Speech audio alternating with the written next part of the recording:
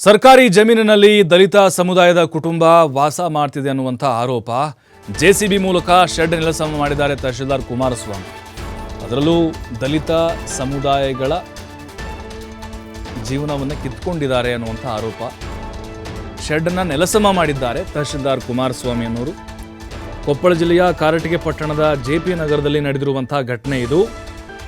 ಸರ್ಕಾರಿ ಜಮೀನಲ್ಲಿ ಹಲವಾರು ವರ್ಷಗಳಿಂದ ವಾಸ ಮಾಡ್ತಿದ್ರು ಅಂತೇಳಿ ನೋಡಿ, ಅವ್ರಿಗೆ ರಾತ್ರಿ ಬಂದು ತಹಶೀಲ್ದಾರ್ ಕುಮಾರಸ್ವಾಮಿ ಜೆಸಿಬಿ ಸಮೇತ ಬಂದು ಪೊಲೀಸರು ಅಧಿಕಾರಿಗಳಿಗೆ ಬಂದು ಶೆಡ್ಡನ್ನು ನೆಲಸಮ ಮಾಡಿಬಿಟ್ರು. ಹೇಳಿಲ್ಲ ಕೇಳಿಲ್ಲ, ಹೇಳಿದ್ದಾರೆ. ನೋಟಿಸ್ ಕೊಡಬೇಕಾಗಿತ್ತು, ಅವ್ರಿಗೆ ಮನವಿ ಮಾಡ್ಕೊಳ್ಬೇಕಾಗಿತ್ತು. ನೋಡಿ, ಅಂಬೇಡ್ಕರ್ ಫೋಟೋ ಮರ್ಯಾದಿಲ್ಲವೇನ್ರಿ ಅಂಬೇಡ್ಕರ್ ಅವ್ರಿಗೆ?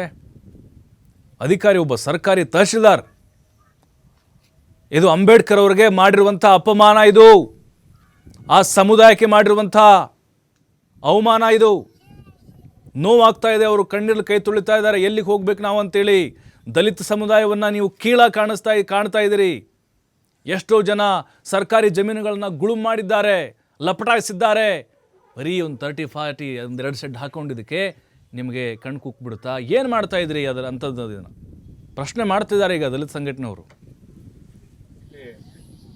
ಮೋನೇಶ್ ಮತ್ತು ಗಾಳೇಶ್ ಎಂಬುವರು ಇಬ್ಬರು ದಲಿತರು, ದೌರ್ಜನ್ಯಕ್ಕೊಳಗಾದವರು. ಇವರಿಗೆ ನಿವೇಶನಗಳಿದ್ದಿಲ್ಲ. ನಿವೇಶನಗಳು ಇಲ್ಲದಂಥ ಸಂದರ್ಭದಲ್ಲಿ ಬೇರೆ ಕಡೆ ಏನಾದರೂ ಬಾಡಿಗೆ ಹೋತಪ್ಪ ಅಂದ್ರೆ ದಲಿತರಿಗೆ ಎಲ್ಲಿ ಬಾಡಿಗೆ ಕೊಡಂಗಿಲ್ಲ. ಆಮೇಲೆ ಏನಾದ್ರು ಶೆಡ್ ಹಾಕಬೇಕಂದ್ರೆ ಯಾವುದೇ ರೀತಿ ಜಾಗ ಇಲ್ಲ. ಇವರಿಗೆ ಅಟ್ರಾಸಿಟಿ ಆಗಿದೆ. ಇವ್ರ ಮೇಲೆ ಅಟ್ರಾಸಿಟಿ ಕಾಯ್ದೆ ಅಡಿ ಜಾಗ ಇಲ್ಲದರಿಗೆ ಜಾಗ ಕೊಡಬೇಕೆಂಬ ಒಂದು ಸರ್ಕಾರಿ ನಿಯಮ ಇದೆ. ಆ ಪ್ರಕಾರ ಇವ್ರಿಗೆ ಜಾಗ ಇಲ್ಲದೆ ಇರುವುದರಿಂದ ಈ 416 ಸರ್ವೆ ನಂಬರ್ನಲ್ಲಿ ಇಲ್ಲಿ ಮತ್ತು ಗಾಳೇಶ್ ಮತ್ತು ಮೋನೇಶ್ ಇಬ್ಬರು ಕೂಡ 2 ಶೆಡ್ಗಳನ್ನ ಹಾಕೊಂಡಿದ್ರು. ಸುಮಾರು 2 ಲಕ್ಷ ರೂಪಾಯಿ ಖರ್ಚು ಮಾಡ್ಕೊಂಡು ಶೆಡ್ಗಳನ್ನ ಹಾಕೊಂಡು ಇಲ್ಲೇ ವಾಸ ಮಾಡ್ಬೇಕಂತ ಅನ್ಕೊಂಡಿದ್ರು. ಆದರೆ ಕಾರಟಗಿ ತಹಶೀಲ್ದಾರ್ ಆದ ಕುಮಾರಸ್ವಾಮಿ ಅವರು ಇವತ್ತು ಬೆಳಗ್ಗೆ ಅಂದರೆ ದಿನಾಂಕ 9/1/2025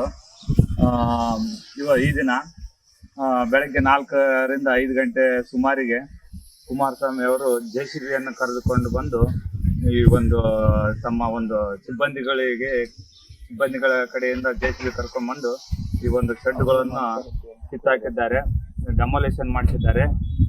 ಈ ಒಂದು ಶೆಡ್ನಲ್ಲಿ ನಾವು ಅಂಬೇಡ್ಕರ್ ಅವರ ಫೋಟೋವನ್ನು ಇಟ್ಟಿದ್ದೆವು. ಈ ಫೋಟೋ ಅವರು ಹೇಳ್ದೆ ಕೇಳದೆ ಅದನ್ನು ಇವತ್ತು ಡೆಮೊಲೇಷನ್ ಮಾಡಿಸಿ ಅಂಬೇಡ್ಕರ್ ಫೋಟೋ ಹೊಡೆದಾಕಿ ಅಂಬೇಡ್ಕರ್ ಅವರಿಗೆ ಅವಮಾನ ಮಾಡಿದ್ದಾರೆ. ಈ ಮೊದಲೇ ನಮಗೆ ಕಾರಟಗಿಯ ವಿ ಎ ಆದ ದೊಡ್ಡಗೌಡ ಪಾಟೀಲ್ ಅವರು, ಆಮೇಲೆ